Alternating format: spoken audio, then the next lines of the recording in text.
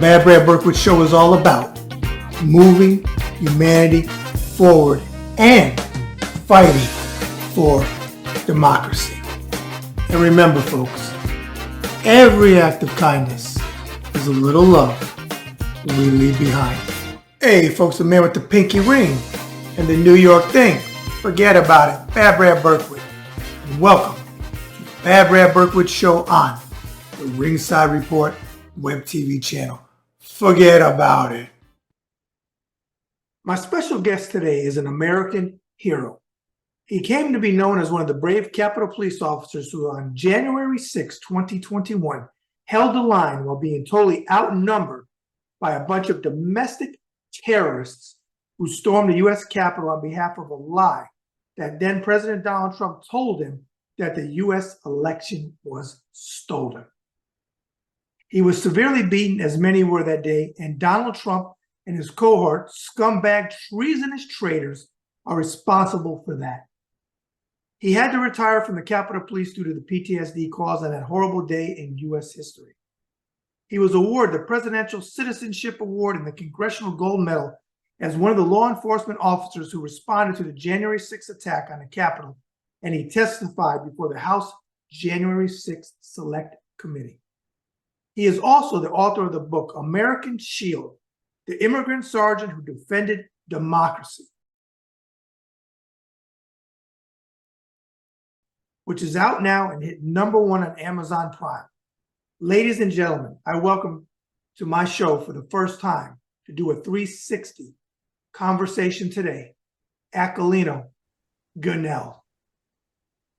All right, well, first of all, we're going to do the military thing, call each other by last name. So I'm going to say good afternoon to you, Gonell, and welcome to the show, brother. Thanks, Berkwitt. Yeah, absolutely. So what we're going to do is start out like this. I always say, if I have anything wrong in my notes, say, hey, Brad or Berkwitt, don't matter. It's actually this, because I want my interviews, conversations to be as factually correct as they can be. And it's all about you today. All right. Sounds good. Thanks. Okay, brother. All right, so let's do this. Let's start at the beginning. It looks like you were born and raised until about the age of 12 in, do you say it, Monte Cristi, Dominican Republic? Is that how you say it? Monte Cristi. Monte Cristi, okay. Talk about growing up there. It was very hard for me at that time. Growing up in the rural areas of the Dominican Republic. On my dad's side of the location where he used to live, in the little we call it campo, little campo, which is a countryside. At that time, we didn't have electricity or running water, gas or anything like that, or phones at that time. So you're talking about back in the 90s, early 90s, and later on. But then again, on my mom's side, they had electricity. They didn't have running water yet before I left, but they had electricity. They had TV. But nevertheless, the work was still hard because it was a agricultural area location for both of them. So I used to get up early in the morning with my grandparents to harvest in the field or plant tobacco, corn, vegetables, whatever the season. Because over there they plant by season depending on the rain cycle.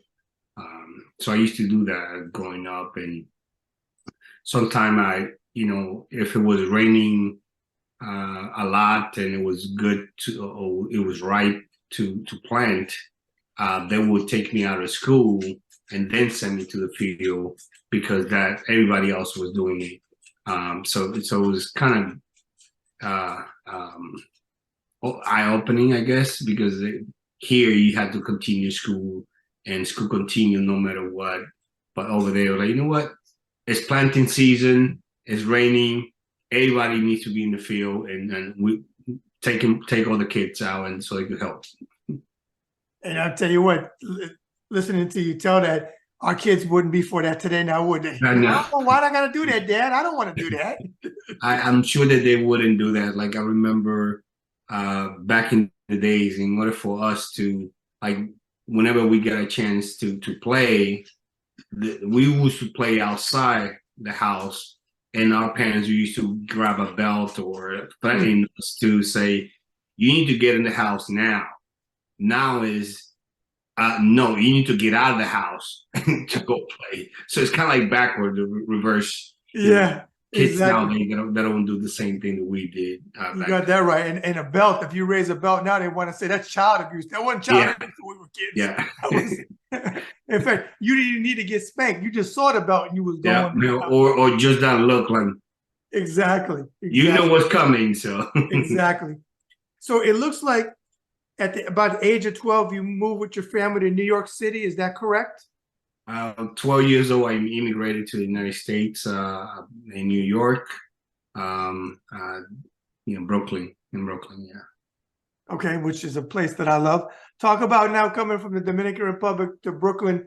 But before you do that, please tell me that you love a real slice of pizza, which is only in New York, where you can fold it in half, let the oil drip off, not the Chicago casserole stuff that's this thick. So that's you and I on nasty. the same sheet of paper? No comparing. No, Exactly. There's no comparison. There's no comparison.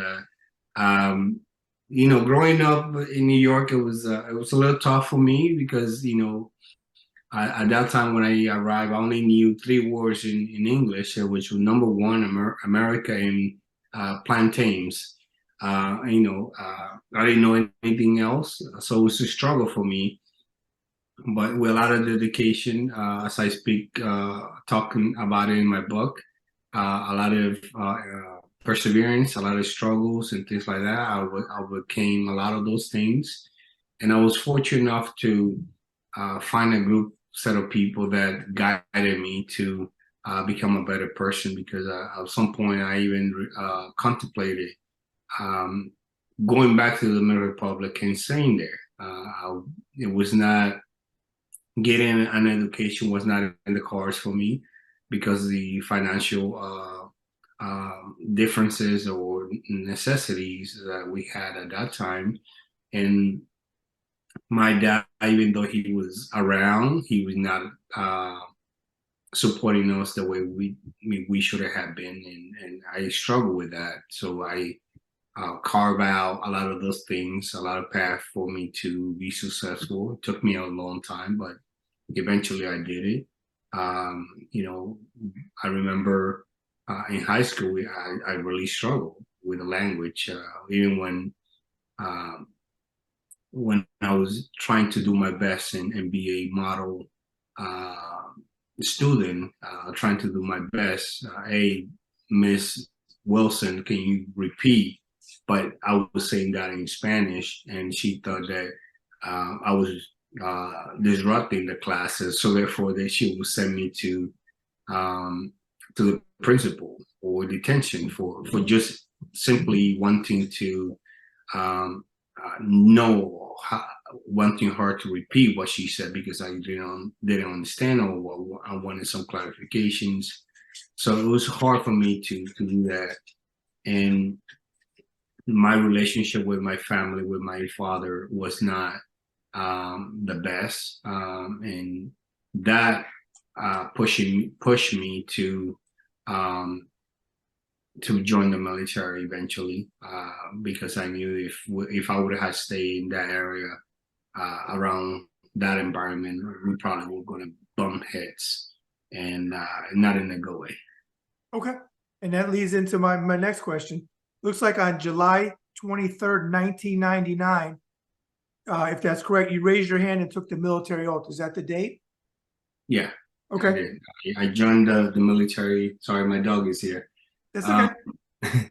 I joined the military a couple of days before my 21st birthday, which is insane because the birthday party that I was received with was the drill sergeants banging a trash can and I remember them days. and banging a rod on the metal frame of the bed, and I'm like, what the, you know. I remember them days. Get up. There was no alarm clock. That was the alarm clock. Nope. That was the alarm clock, and mind you, like I got there probably like around 11 p.m. and by 3 o'clock, that's when they decided to. I went to bed at 12, and by 3 o'clock they already waking us up. I'm like, Exactly. So let me ask you this: what was your MOS, and talk about some of your career highlights when you were in the Army? My MOS was personal administration. I used to do the finance for the troops. I did awards, leave, among other things, being a liaison. Like when I went to Iraq, I was doing all the things like, once you're in the war, then they find things for you to do, even if it's not your job requirement.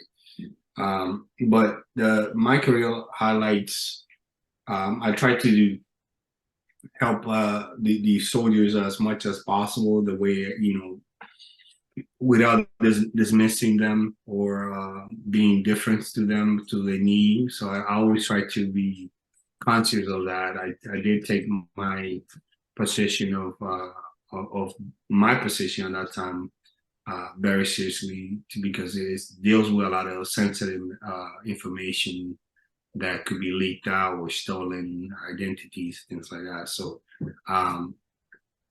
my highlights, you ask, well, besides going to Iraq for a year, I think at the beginning of my career in the military was I was with a public affairs unit, and that unit was traveling to multiple countries around the world for annual training, which is kind of gave me a great view in seeing the war like I wanted to see it. I went to Egypt, I went to South Korea, Japan, Ireland, England, and in Kuwait. I think I stopped at that time. So I did multiple pieces and things like that with the unit that I was with. And those are the highlights. The other things are as you know, I was deployed to Iraq for a year. There I did my best to help do the thing that I needed to do, and also keep my humanity. That regardless of what we face at that time, we were dealing with Atar Aksal. He was the what you call it, the insurrectionist? No, not insurrectionist. The rebel. Right. Insurgency. I'm sorry. The insurgency. Right. That's fine. In Iraq, and many of the roles were black, meaning that we're not travelable, and we had to continue doing our mission, military mission, not only for ourselves but for the coalitions.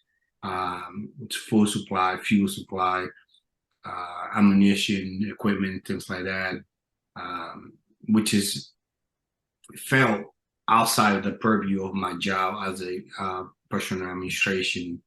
And it's funny that I did all those things in country in Iraq, but then when I came back here, like I remember one anecdote that when I was over there, I was driving 5-ton vehicle occasionally without license, without anything requirement, and then I come back here, the same unit, the same platoon sergeants, and they tell me, oh, we need to get from this point to point B. I'm like, well, I could drive. I've been doing it for, and then they come back and I'm like, well, you don't have a license. I'm like, well, you didn't ask me about the license when I was doing it in Iraq for a year and a half. So what are you talking about? Oh, that's protocol, blah, blah, blah. That was different. I'm like, yeah, I'm sure. So I should have said that when you asked me to risk my life over there, but not here. Thanks. Exactly. Okay. It looks like you joined the Capitol Police on June 29, 2006. Is that correct? Yes, sir. Okay. What I'd like you to do is talk about some of the big events you were involved in before the insurrection, because I know that you were. Well, I do, in the book, I talk about several not incident, but moments of things that I did in those 16 years. I did a lot more, but obviously you cannot put everything in the book. The editor hates that, and so they take a lot of those things out. But some of the things that I highlight, escorting the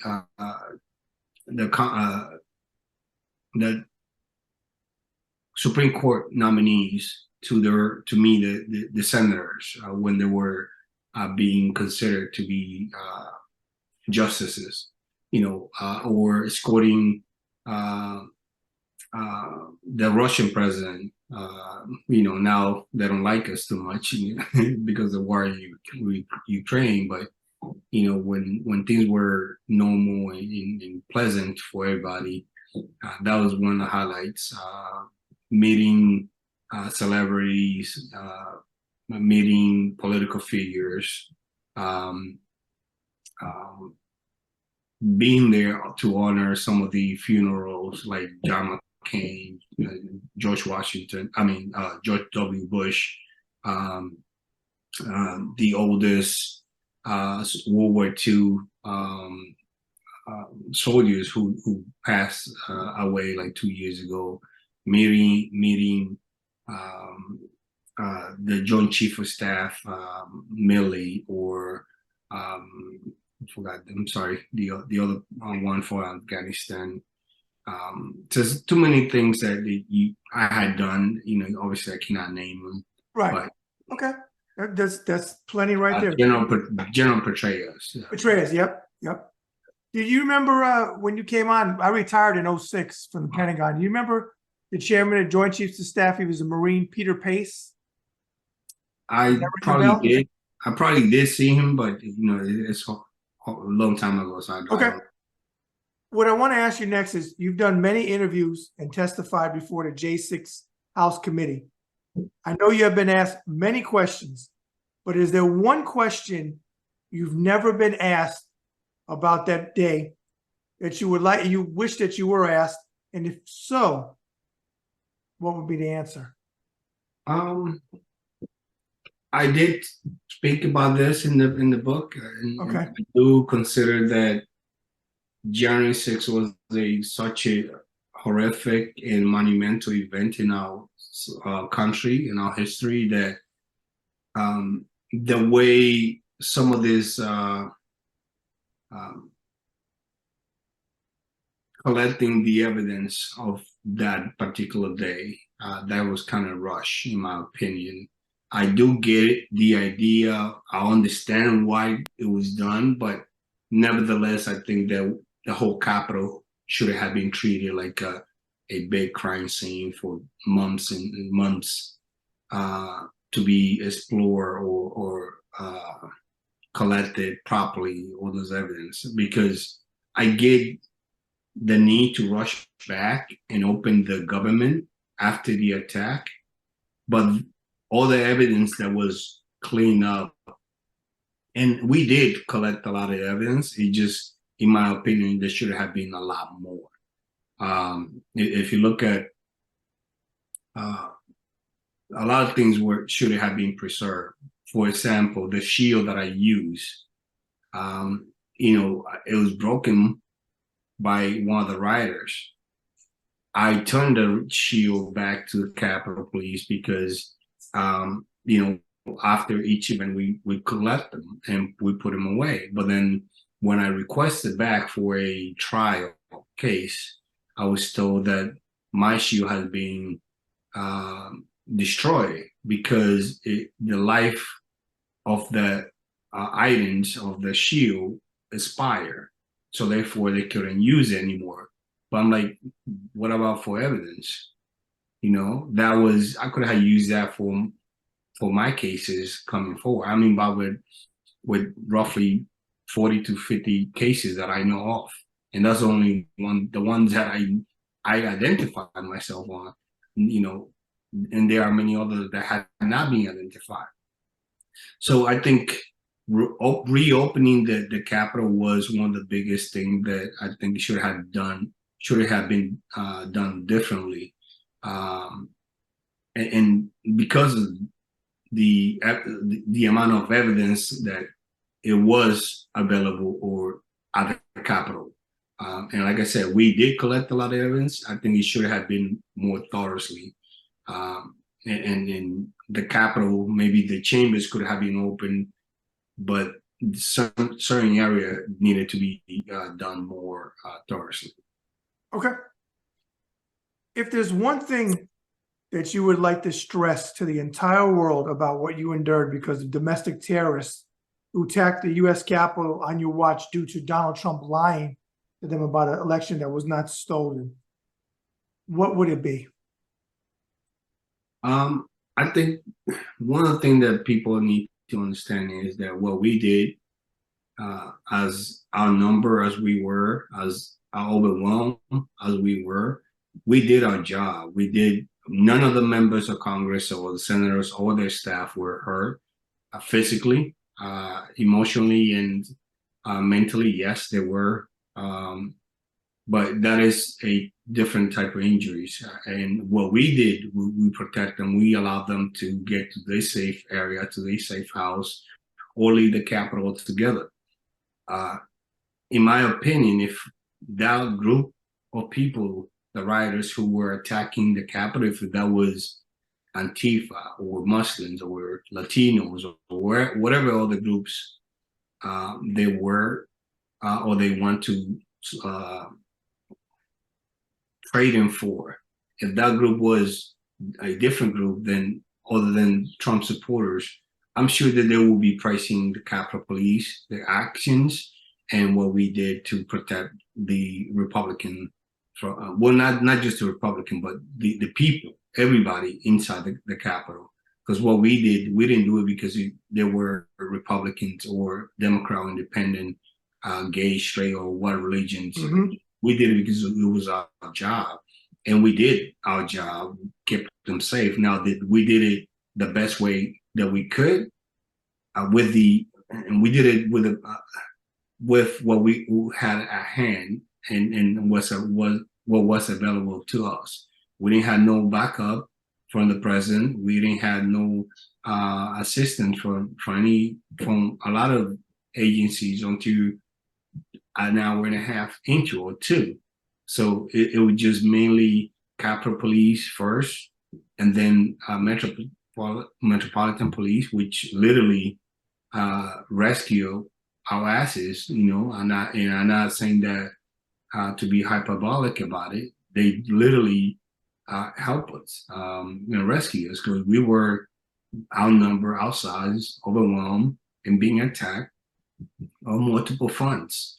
When people say, well, how come you guys didn't arrest people? Well, we did try to arrest some people, but the size of the crowd was so much that we couldn't spare officers to arrest anybody. And then if you arrest them, where will you take them to? The whole Capitol is surrounded. Nobody could have come in and take those people arrested. Once you arrest somebody, you are responsible for that person, whether their safety is in your hand, because you took custody of them. And people need to realize that we did what we did, and we were successful in terms of protecting those individuals, regardless of their political views or ideology. And I can only tell you what I did in my area, whether they point out to, well, on that entrance or this area, they seems not to be doing the job, or they let those people in. Well, what do you want them to do? I mean, you have one person or two people, officers, be overwhelmed by 20, 30 riders or hundreds of riders. You think one officer is going to stop them? You have to be realistic about it, Right. But everybody have their own opinion about what we should have done, and what they don't question is what the writers should have had done. They should have stayed their asses home. Exactly. They shouldn't have attacked the Capitol. They shouldn't be in the Capitol grounds that day. We had layers after layers of security being breached, and including officers in full uniform, telling them back off, stop. You are unauthorized. This is unlawful. And did they care about that? No, because they were fighting for Trump. Right, 187 minutes. He did nothing for 187 minutes. And then, you know, it's so disgusting. Like you just said, if it was Antifa, or if it was Latin people, or if it was Hispanic people, or if it was, as he claims, BLM, then why the hell, when he did his little bullshit speech, did he say, "We love you, go home"? Would he tell Black Lives Matter or Antifa, "We love you, go home"? No, he would tell them, open up fire and kill them. That's what he would say. So it's so preposterous that this cult, because I'm going to curse, it's a fucking cult, that would say, because he says, or his group of thugs say, it's Antifa, it was Black Lives Matter. And it's funny that Ashley Babbitt, who fucked around and found out she was told to stop and she didn't, and she got shot, that he calls that black police officer a thug, which we know what he's really trying to call him, the N-word. That's his using thug as that, and say, instead of saying the N-word.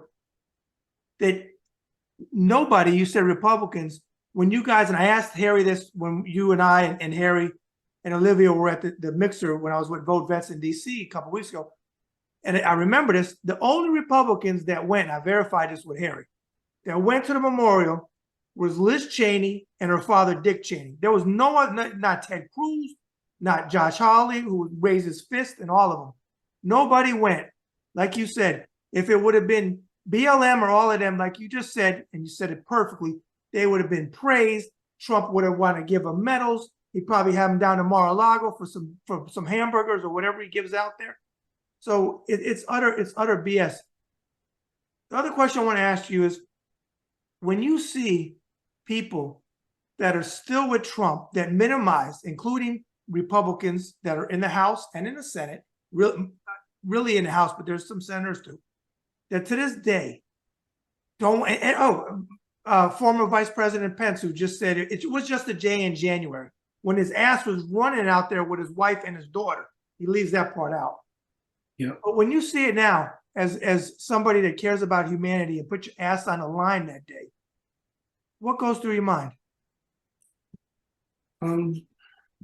Disappointment, and because a lot of those people, they had a chance to put the former president away politically, and just put him in the review of history for what he did, for what he incited, not only to threaten the lives of themselves, the members and senators and their staff and the police officer and our democracy, our government, a system of governance.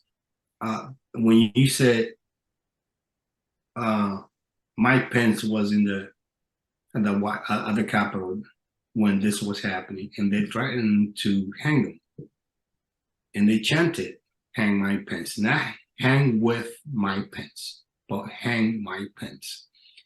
He was with his daughter. He was with his wife. He was with the nuclear codes. And this is an attack that happened, as I mentioned in my book, American Shield. All this was happening in broad daylight. Nobody's telling you what's happening. You're watching it on live TV. A lot of people, a lot of the country, a lot of people in the war were watching this. I'm fighting in the middle of this. I'm witnesses. I'm living it and surviving all this attack, while a lot of people are just watching. And when the vice president, along with the nuclear codes, because he traveled with the nuclear codes, and you had the next three people in line to session to the presidency, the vice president, the Speaker of the House, and the Senate Pro Tem. If that is not a national security to this nation, an existential security risk, then what is? Because had we not be successful in preventing the mob to get into Mike Pence, to the speaker, to the Senate Pro Tem, who else you think would have been stay in power? The same guy who watched everything unfold on TV. The same guy who incited an attack in his own government, because until the transfer of power happened at 8 p.m. or later on January 6th, he was still the president of his own government. And he is saying to the people, well, it was an inside job. Well, who was president that day? Himself. Right. Whose government was doing the attack? He was attacking a branch of his own government. And for people to now say, well, nothing happened to who? Nothing happened to who? Because I had 2 surgeries, plus the trauma, plus all the contusions.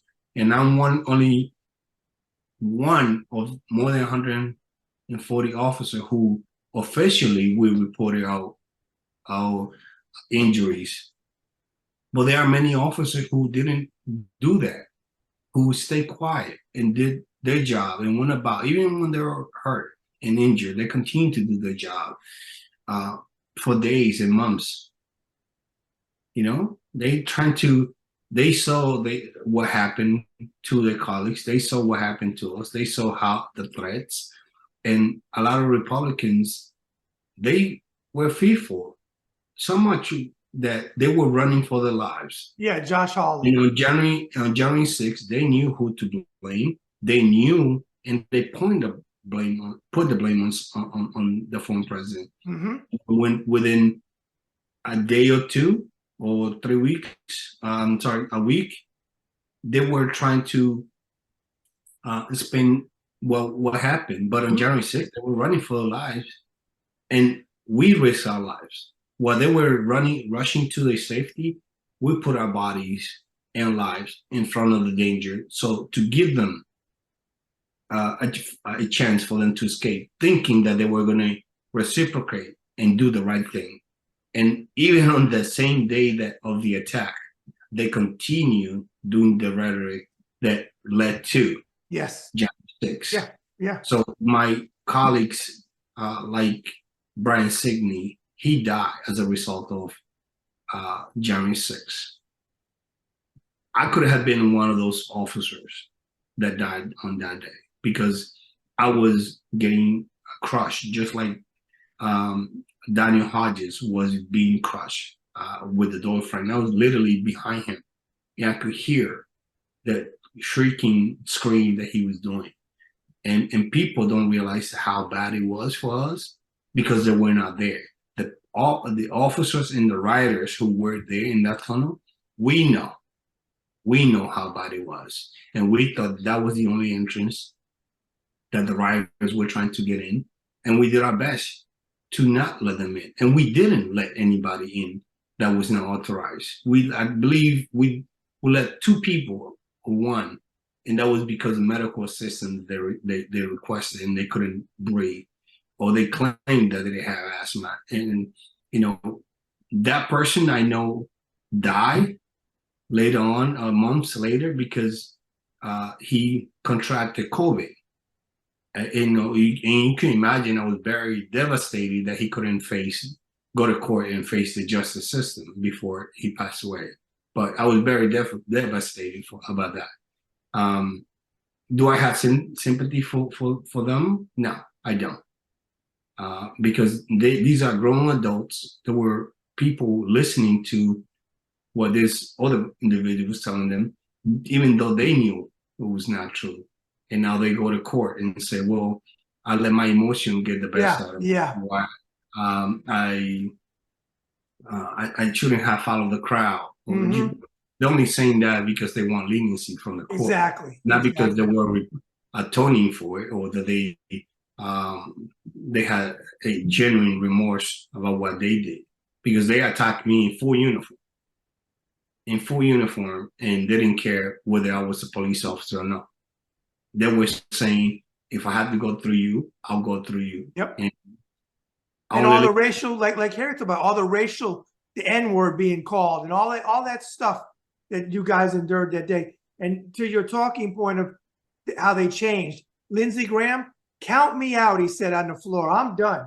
And then he kisses his ass now, and he gets booed at rallies behind Trump, and he's still with them. Kevin McCarthy, who said he's responsible, and then the next week he went down to Mar-a-Lago and he kissed the ring of Trump. And also Mitch McConnell, who said he needs to be held responsible, but today he remains silent. He doesn't say anything. So remaining silent is just as bad as kissing Trump's butt too.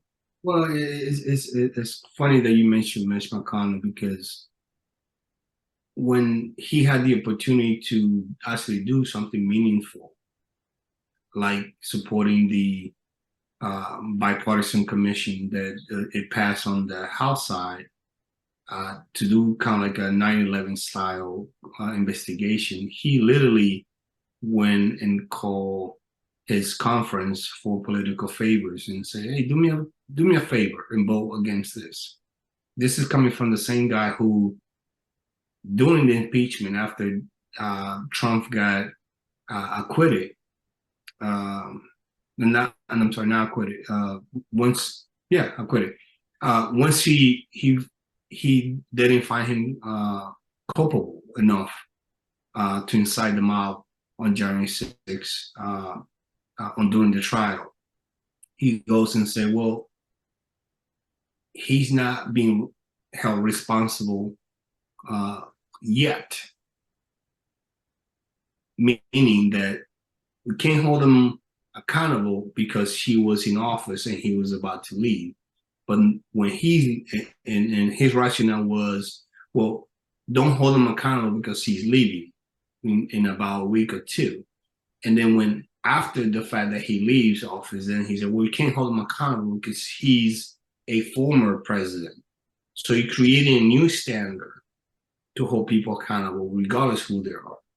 And now that this guy, the same guy who incited and planned the attack, orchestrated the things, or is saying, well, don't hold him accountable because he's running for office, the same office where he planned and coordinated and orchestrated the whole thing. So at what point are they're gonna hold him accountable? Let's say, God forbid, he does become president. Is Mitch McConnell now going to say, well, he's back in power, now we could hold him accountable? Absolutely not. I doubt that he's going to do that, because then he's going to start creating a new standard and just to justify not prosecuting him for holding him accountable. And it's sad. It's sad because these are the same people who were running for their lives, and they did run and able to escape the harm because what we did. But here we are being put like we are the bad guys. When you had a group of Republican elected officials arguing that the same people who attack the police officer, who attack our democracy, who attack our Capitol, they go on the same day that myself and the three other officers were testifying in front of the January 6th committee. They went to the Department of Justice to demand that the same people who attacked us and did all the damage, that they should have been released because they are political prisoners. Yeah. Are you kidding me? Political prisoners? They try to hunt and kill your colleagues, and these are the type of people who you want to associate yourself with, because you say, well, they're being held without no cause. What cause don't you understand? They were attacking officers in full uniform and attacking our democracy. They may not see it because people like those elected officials, they are in cahoots with what happened and complicit. If you look at people like Jim Jordan, he's a material witness to the event of January 6th, based on what Casey Hutchinson says, that he was entwined with it. Same thing with Mark Meadows, all these people who claim to say, you know what, we are the party of law and order, the Huh, party of rule of law. Yeah, I believe you now. Sure. exactly. If you had the chance to be in a room alone with Donald Trump, one-on-one, what would you want to say to him face to face? What I want to say, I don't think it's appropriate for me to say on your show. I think I would just, um, I don't know. Let me not put it that Okay. because I know it's gonna. I'll have to think about it. What do I want to say in Spanish? Do I want to say in English? How messed up? Because then he's gonna be. I'm gonna leave him wondering what the heck that I just said to him, and I want to be. If I do that, then it needs to be powerful enough for him to be thinking about it because um, I don't think he measure up to the standard of being a good president, being a good leader, and you see all those medals and things behind me. I don't think he has any sense of courage or remorse or conviction to do any of those things that gave me that I had done to achieve and be given those medals behind me. Okay. Let's talk He, about. he he's Go somebody who ahead. he's somebody who has not sacrificed anything for this country other than sacrificing the country for himself. You preaching to the choir. I absolutely agree with you. Let's talk about your just released book. I know it's doing really well. American Shield, the immigrant sergeant who defended democracy. What I want to ask you is, in writing the book, how has it helped you with your PTSD? Well, I did talk about it in my book. As you mentioned, American Shield, it had taken me a toll to put all these things together. But like you said, talking about the book and talking about my PTSD and actually coming forward and be vocal about what happened to me, not only to me but to my colleagues, that helped me heal. I think if I had not done that, I think I would have been an statistic because many times I found myself in a dark place with contemplating all the things that were not good for myself or my family.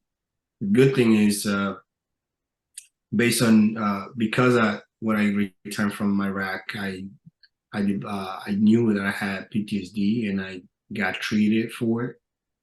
So that kind of helped me identify the symptoms. And at one point, I was struggling with something, and my son came to help me, and I snapped a hand for no reason, and that kind of like woke me up and say, you know what, I need help, and I sought the help that I needed, and I still do it. You know, it's been more than 2 years and a half since January 6th, and I still do mental health therapy. Same thing with the physical therapy. I had recurring pain and issues that often inflame themselves. I'm able to do a lot of things physically, but from time to time it needs maintenance, and that's what I've done. The other type of injuries that I think a lot of people need to understand is the moral injury, when you do the right thing and yet those same people who you did it for, or a lot of people don't recognize that what I did or what my colleagues did or you is the right thing. Meaning I kept my oath, I did my job, I'm telling the truth, I'm continuing to testify. And here you have a great amount of people saying, well, nothing happened to you, nothing happened to the Capitol, nothing. It was peaceful, it was a love fest, it was your sacrifice was not warranted. So what did we risk our lives for? Like if you look at Mike Pence, I just it's kind of weird and at the same time satisfying because 2 days ago, I think it was yesterday, I saw a picture of him in the campaign trail, and he only had like 5 people. Yeah, I saw that. Yeah. And I'm like, you could have a lot more people. Have you said the truth? Have you come forward and tell the truth, what you know of that day? Yes, you say that you support the Capitol Police and you are indebted with the Capitol Police and blah, blah, blah, but you still not have come forward and say to the American people, this is what Donald Trump wanted me to do. I knew, and maybe because he's complicit with it, because he had the information leading to January 6th, and he could have as easily called the FBI or tell the law enforcement agency or the Capitol Police, you know what? This is what Donald Trump is planning. Or I'm not following, I'm not involved with it, but this is the information I got. He could as easily pass down that information. But a lot of people praising him because what he vote that he did. He did his job. That's all he did. Yeah, that's all he did. He did his job on January 6th. But he could have done a lot more by. Yes, he could. By leading to the January 6th. Oh crap! They plan to do what? Let me pass down this information to the authorities. He didn't do that. No, he's a weasel because. And not only that, then he goes and say, well, that one day in January. Well, yeah, as if minimizing the whole thing. And I'm like, yes. That one day in January almost cost me my life. Not once, not twice, but multiple times. And here you are downplaying that event when your whole family were threatened. And again, they were not called chanting, hang with my pence. Exactly. Hang my pence, which is totally different. And you know, that profiling courage, as it's called, that he don't have it. And I'm you know, do I feel sorry for him? No. Do I feel sorry that I did what I did? No. But it'll be great if they appreciate what we did. I'm not, like I said, testifying in front of Congress. I didn't do all those things for the medals. Behind me, those are the medals that I care. The one in the military. But you know, they seem to think that what we did on January 6th was not a big deal. And you know, if you don't think it was a big deal, then have that type of event in Mar-a-Lago and see how that goes. Exactly. With the same variables and circumstances. You know, I'm sure that if Joe Biden in 2025 decides to stay in power and do the same thing, and Kamala Harris would do the same thing, I'm sure they will have a problem with them doing that, and they will want us to do to stop the mob from stopping the transfer of power if that was the case. I'm pretty sure that won't happen because they have moral clarity in what the Constitution requires them to do. But I think if the former president becomes president again, you could bet that he's going to try to be do the same thing like an authoritarian president, like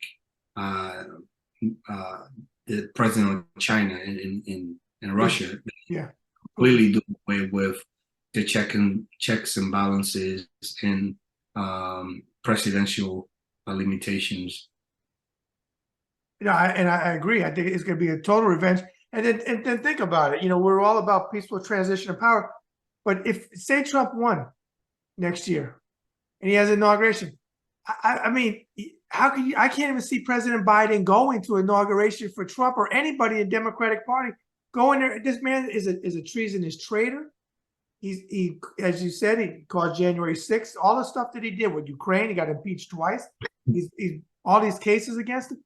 It's insanity. And like you said, hopefully, he doesn't get in there. And that's why I is mind-boggling, because again, this is coming from a party of the votes about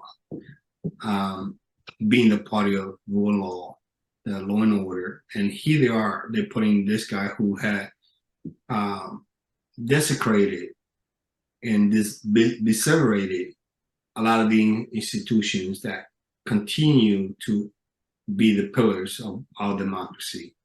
And compromise also the security of this country, one event after another. Like, if you ask me, the documents, the classified documents and things like that. When I was in Iraq, I literally had to take those sensitive information, take it with me to the burn pits and destroy it myself, literally, and see every single document be completely burned to ashes or put in a barrel and burn it myself. And here you have this person stocking in multiple areas in a public place in Mar-a-Lago, and when he says, well, we have security there, okay, yes, you have security for the guests, not for the documents, because the whole complex in Mar-a-Lago is a tourist things where many members they don't go through background checks to be in there, and the information based on how it was laid out, it was even in bathroom as if they had reading material. Yeah. Whenever you go and do your business there. Yeah. And unsecure locations. So there are a lot of people who support him that continue to excuse. It's kind of like, I think the way I look at it is kind of like a gambler. You know, they're so invested in trying to win back their sense of dignity that they continue to invest more dignity to it. And every single time this guy disappoint them or lose, and they had no other choice but to continue to put everything in, and not knowing that he's only using them.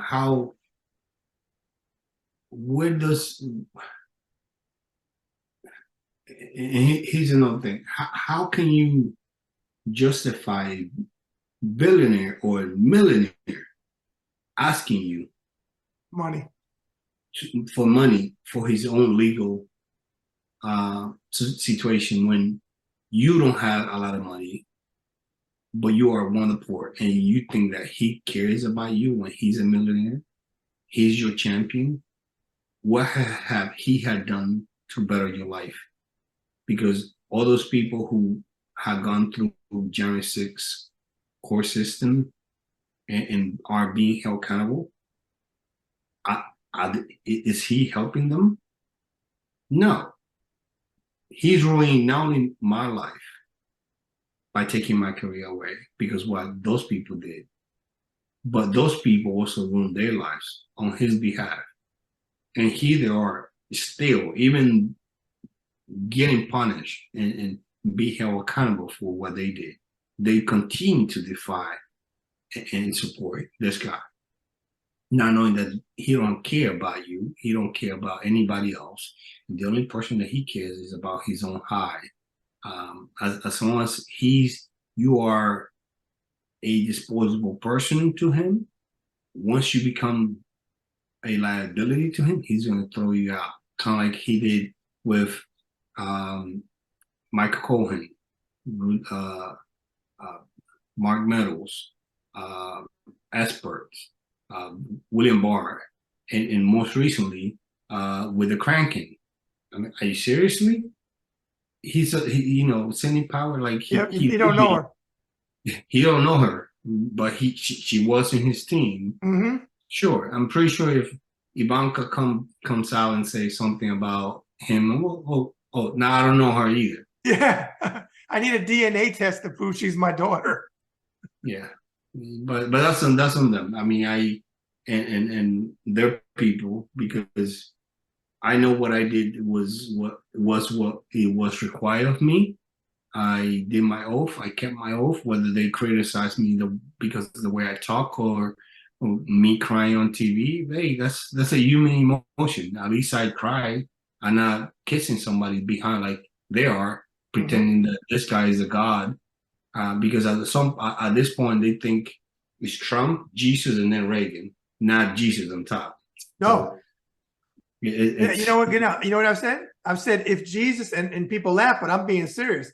If Jesus were to come back to earth right now, and they say we're going to crucify Jesus or Trump, Jesus is going 0 for 2 because he's going to get crucified again because they'll put him over Jesus. I absolutely and this is coming from somebody that they think that he's a religious person, but you never see him going to church. Never. You always see him demonizing people. Mm-hmm. He doesn't care about anybody. He doesn't care about the police. He doesn't care about the soldiers, the veterans. We're suckers and losers. Yeah, so all these things that, again, people who had done great sacrifices for this nation, these are the people who he demonized until they are not, if they're not, if they serve their purpose is for him, then they're good people. If not, then no, get them out, or they're useless, or begin calling them names and things like that. I am at peace with myself. I did what I did. I did it for the right reasons, and whether people who like to say good things or bad things about me, I can't control that. But if you take the totality of circumstances, and if you see what we did, what we tried to do, what I tried to do, then you realize that it was bad enough for them to acknowledge that. I'm not asking for people for medals or awards. If that comes, great, thank you. But that's not what I did it for. I had, like I talked in my book, one incident where Lindsey Graham 2 years ago, right before they went on the August recess, he that was, I think that was the day of the last World War II veteran that was laying down and still laying in the rest. Capitol, or laying in, I forget what they call it. Yeah. And that day I was going to the second floor to pay my respect. Lion's Day, that's what it's called. Okay, yeah. And I was going up there to pay my respect, and just me and Lindsey Graham in the elevator, and he didn't even bother to. He knew who I was because I had the radio, and I said on the radio, Sergeant Gonell, I'm heading up there. I'll be right there. And he didn't even say thank you, or how are you, or I'm sorry for what you've gone through. Nothing. I mean, I wasn't expecting it. Right. I didn't need it. But the fact that he went on the Senate floor and said, I had enough, blah, blah, blah. Mm-hmm. Or the fact that he told my colleagues, you have a gun, use it. If not, let me get it. Along those lines. So he knew how bad that day was for us. And instead of holding those people accountable or upholding the Constitution, he chose to go to Mar-a-Lago and pledge fealty to the guy who almost destroyed our country. I think if John McCain would have been alive, he'd probably do a Chris Rock on him, Will Smith on him, at the Oscar. But then again, like I said, I'm at peace with what I've done. Can't change it. I need to move on from that because the action that I did on January 6th, I lost my career, and I'm unable to fulfill it anymore. So. Okay. On that note, before we segue into the second half of the conversation today, just the fun random questions, we're gonna take a short commercial break.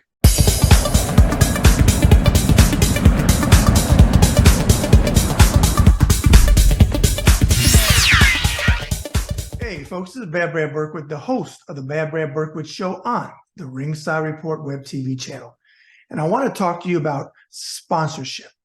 If you're interested in being a sponsor on the Bad Brad Berkwitt Show that features network guests and entertainers and people from all walks of life in business and other areas, reach out to me at ringsidereport2014 at gmail.com. Again, that's ringside report 2014 at gmail.com. I'm finally in a position that I'm ready to take on sponsors. So, hey, reach out to me and let's get you on board.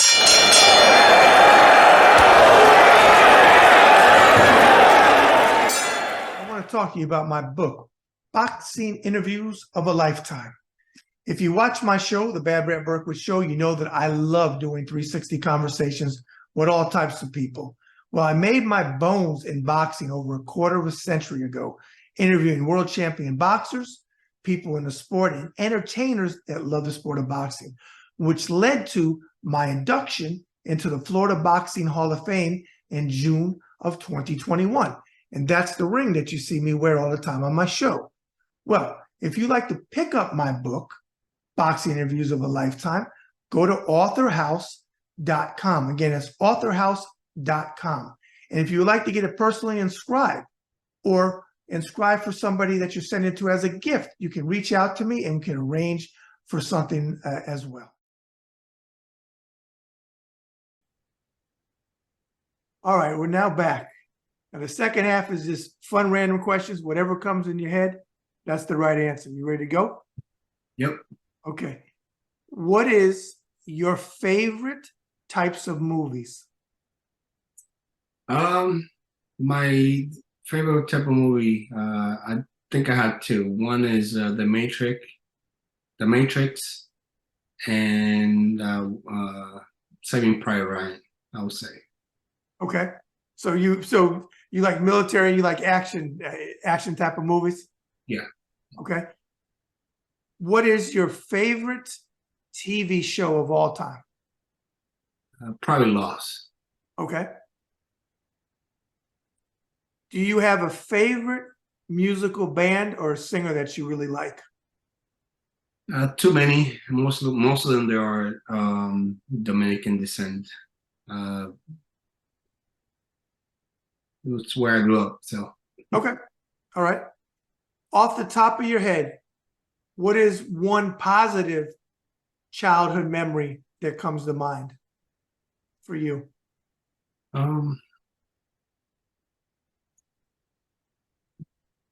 Growing up with my grandparents, I know I didn't have a lot, but I was happy in a lot of time, in a lot of ways.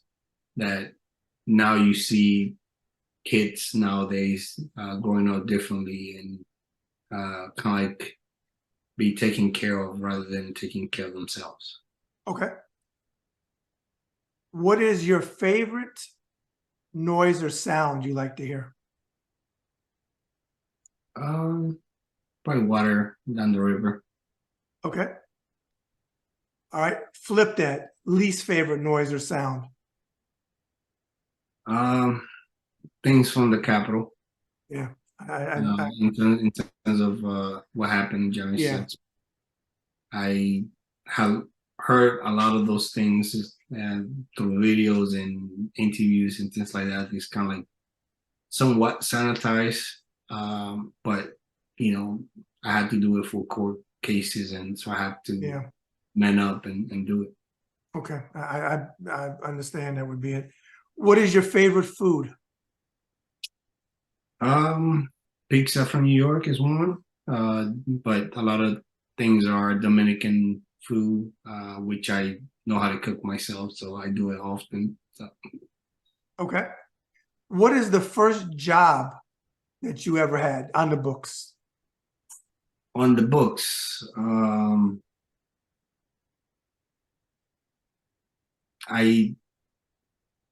well, you say in the books. I was going to say a lot of other things, but on the books, I know from your bio you did a lot of things off the books. On the books, I did security. Right after 9/11, I joined this company in New York. I do talk about it in the book as well. Okay.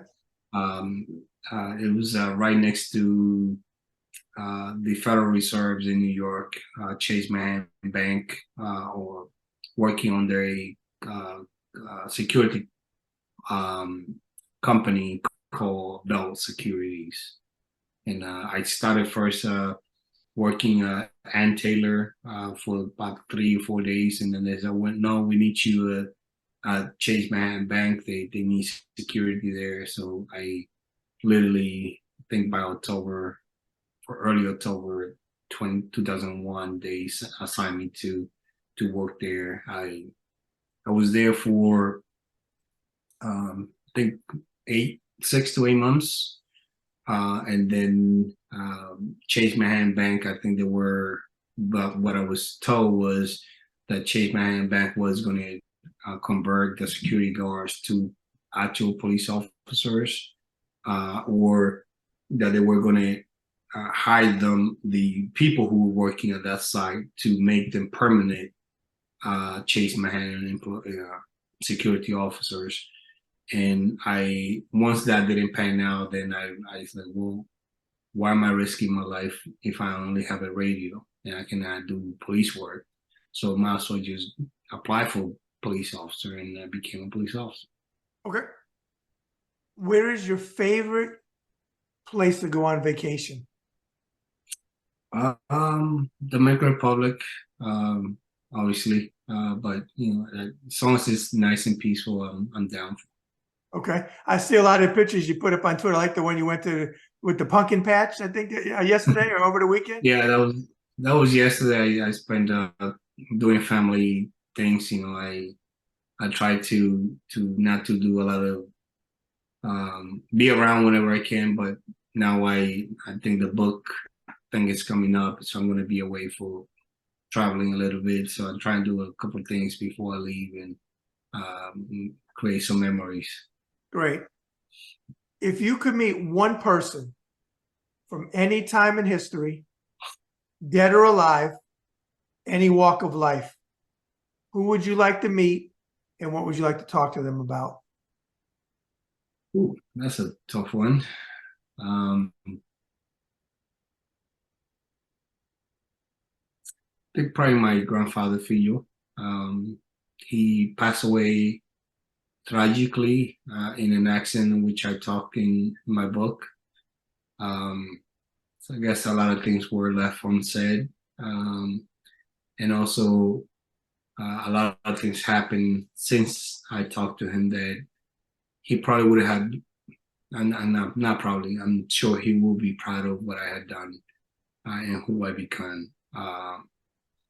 If it were somebody alive, I probably LeBron James.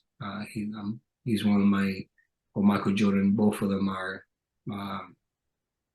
I've grown old to watch them play on TV, and I never had a chance to personally convey that to them. So, plus I have a project that I want to get off the ground. I think either one of them would probably be able to assist me with if possible. So, okay.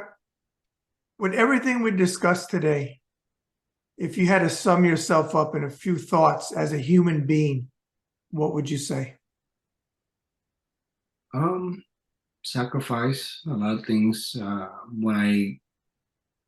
It's kind of odd that you ask that, because when I completed writing my book and I read it the first time, I got emotional because a lot of things it hit me that I had overcome a lot of things.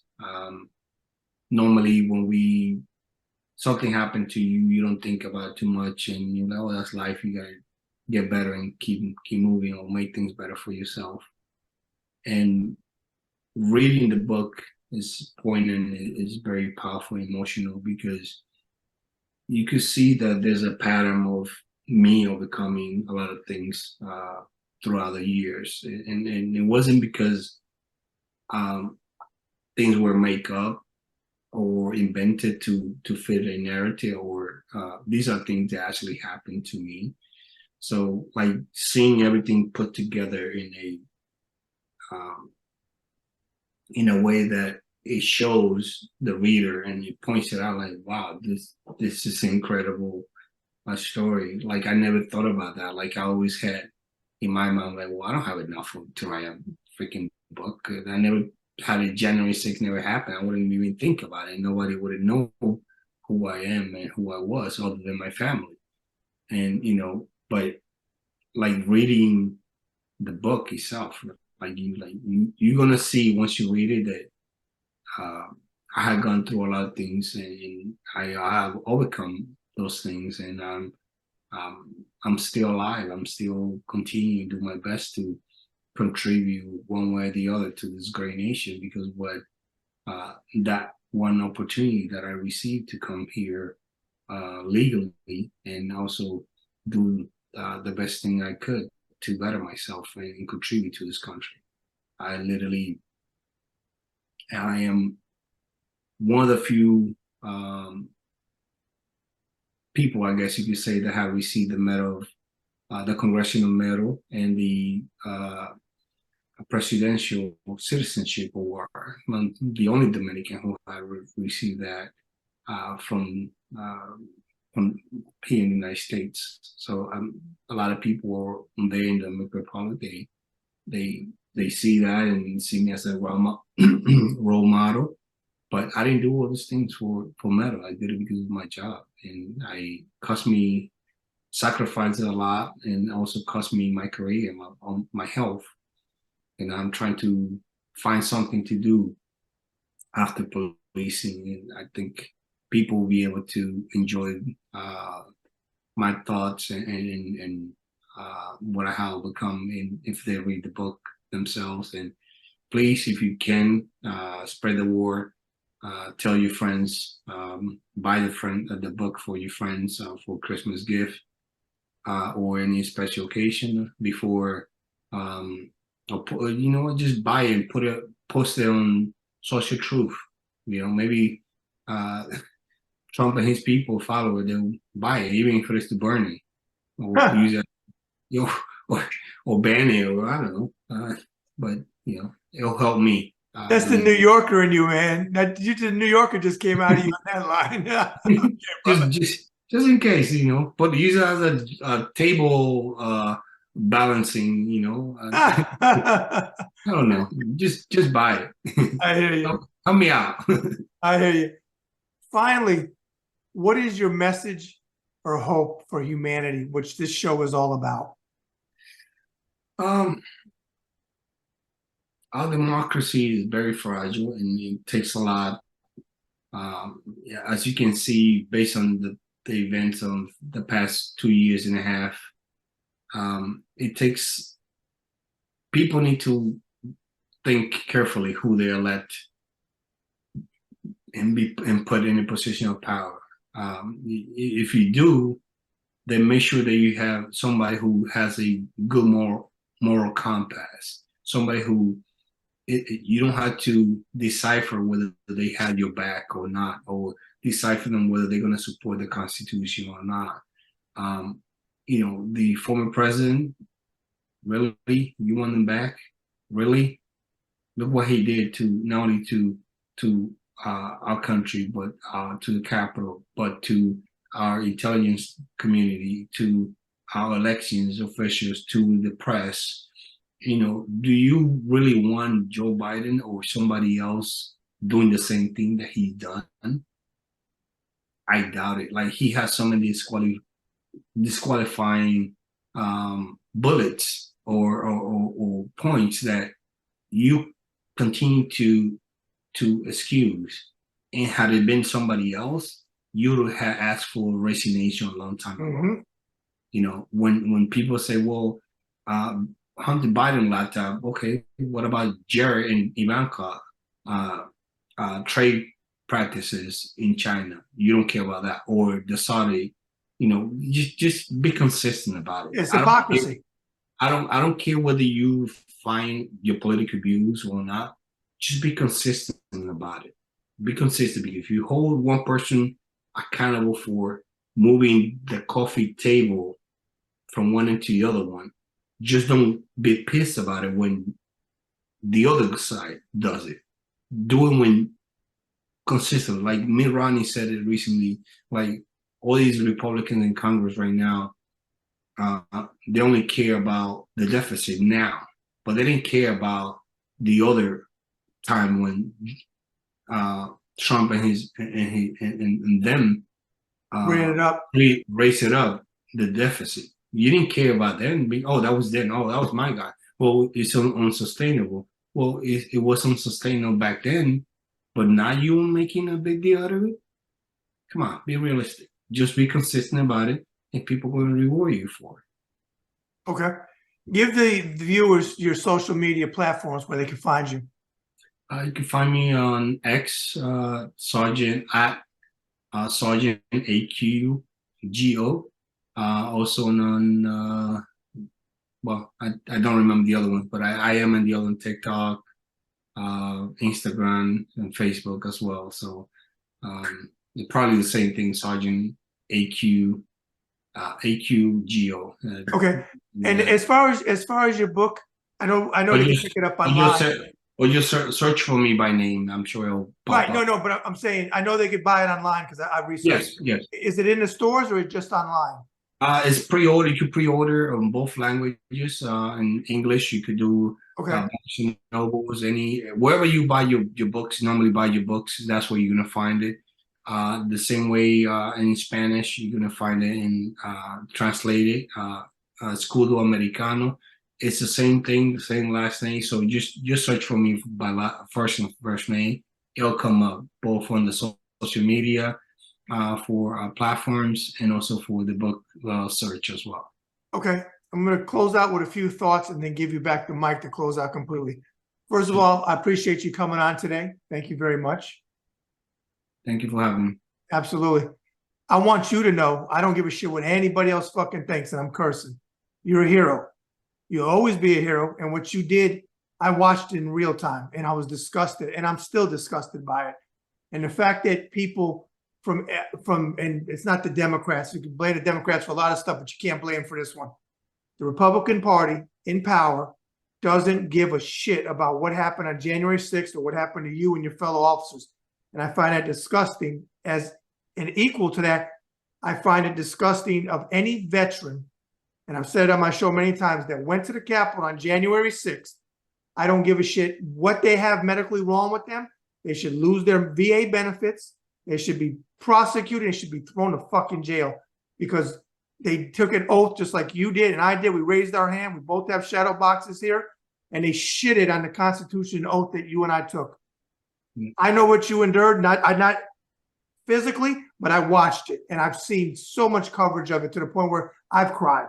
So when you got emotional, I got emotional. So anybody who wants to attack you for getting emotional, they can go fuck themselves because they're not human. Because what you endured and what your colleagues endured was above and beyond the call of duty, because Trump and his lackeys would have ran out the building and went the other and ran down the street. They wouldn't defend anything. And I'm going to add one more point to Mike Pence before I give you back the microphone. He stood in whatever area that was and wouldn't get in a fucking car with the Secret Service because he didn't trust them where they would take him that day. People forget that. I didn't forget that. And like you said, his wife was there and his daughter was there. And if he thinks that if they would have grabbed him, they wouldn't have grabbed his wife and daughter, mother as he calls her, they would have grabbed all of them because they were in animal mode, because that's what those people are. When I see Ashley Babbitt's mother at, what's it called, Freedom Corner, and talking about political prisoners, as you said earlier, Nelson Mandela was a political prisoner. Stephen Biko, that Denzel Washington played in the movie Cry Freedom, was a political prisoner. January 6th are domestic fucking terrorists, and they should be locked up, and they should get more time than even what they're getting because they have the propensity to do it again. They have no remorse for what they did. They're crying because, as you said, they want to bring their sentences down in years. The one with the bullhorn, she was crying about, please pray for me. They're asking for 8 years. She got like 5. She should have got the whole 8. And Stuart Rhodes and that other piece of crap, Enrique Tarrio, they should get life. They didn't get enough time for me because they were behind this just as well. So again, you're a hero. And I know you know what you did that day, and you didn't do it for the awards you got afterwards, but you're a hero. And I won't let anybody ever say, as long as I'm around and I have a say-so or a platform, that you weren't, because I admire what you did and you put your ass on the line. In your particular case, like you said, it cost you a career. So I can never thank you enough for what you did, because I saw what you guys did. I wasn't there, but you put you above and beyond. So I admire you and I respect you for it. With all of that said, I want to give you back the mic. Close out with anything you want to say today.